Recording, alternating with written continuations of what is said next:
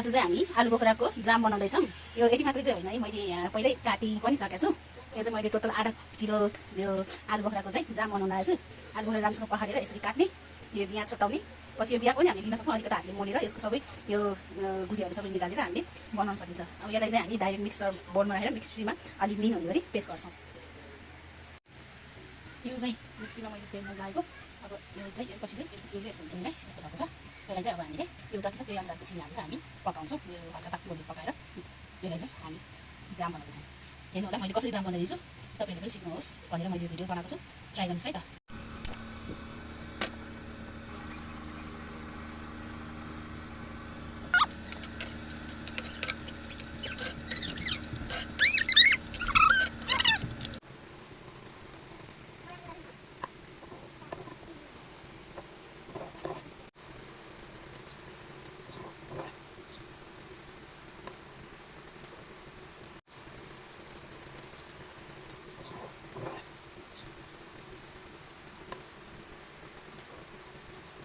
यसरी पाकिसकेपछि हजुरहरूले यसलाई जाम मात्र होइन, हजुरले यसलाई टिटौला पनि बनाउन सक्नुहुन्छ। यसलाई चाहिँ हजुरले मरमसलाहरू हालेर नाङ्गोमा सुकाएर या कुनै पराकिलो होइन जे भए पनि ट्रे त्यस्तोमा चाहिँ फिजाएर सुकाउन सक्नुहुन्छ। यो चाहिँ हामीले यो लप्सीको पाउ बनाउँछौँ नि मारा, त्यस्तै बन्छ।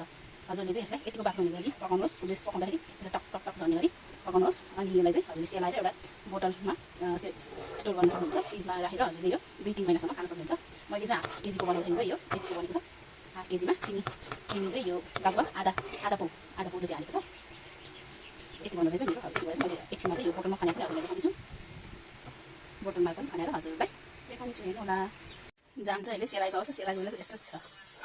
यो चाहिँ सेलाइको अवस्था। हामीले जति हाल्दा नि सेप भइसकेको छ यो जाम। यसलाई म बोतलमा खनाउँदैछु। यो धेरै बाक्लो पनि होइन, पातलो पनि होइन, यस्तो भएको छ। हामीले यो जुन पसलमा किनेर खाने जाम र यो सेम छ। यो चाहिँ अब कुन दिन म पाउ पनि यसरी नै बनाउने ट्राई गर्छु। यसरी बनाएर पाउ हामीले यो पाउको खान्छ नि त्यस्तै बनायो। अनि यसलाई सुकाइदिने 2 दिन सुकाएपछि कक्रको हुन्छ। अनि त्यसलाई म कटिङ गरेर ठ्याक्कै टिटौला जस्तै मसलाहरू हालेर बनाउने ट्राई गर्छु। आजलाई चाहिँ यो जाम यस्तो भएको छ मेरो। फर्स्ट टाइम बनाएको। यतिको जाम बनेपछि त हामीले एकदम सस्तोमा जाम पायो।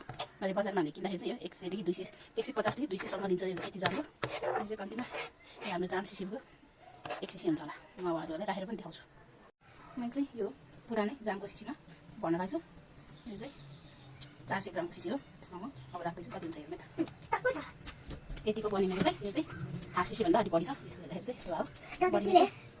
ल्याउनु त हुन्छ धेरै न, यो चाहिँ हाफ सिसीभन्दा बढी छ। यतिको जाम चाहिँ बनेछ। यो चाहिँ यस्तो यतिको बनेछ, बजारको लागि पर्फेक्ट छ। हजुरहरूले पनि यसरी आलु बोक्राको जाम बनाएर खान सक्नुहुन्छ। हजुरले ट्राई गर्नुहोला। धन्यवाद।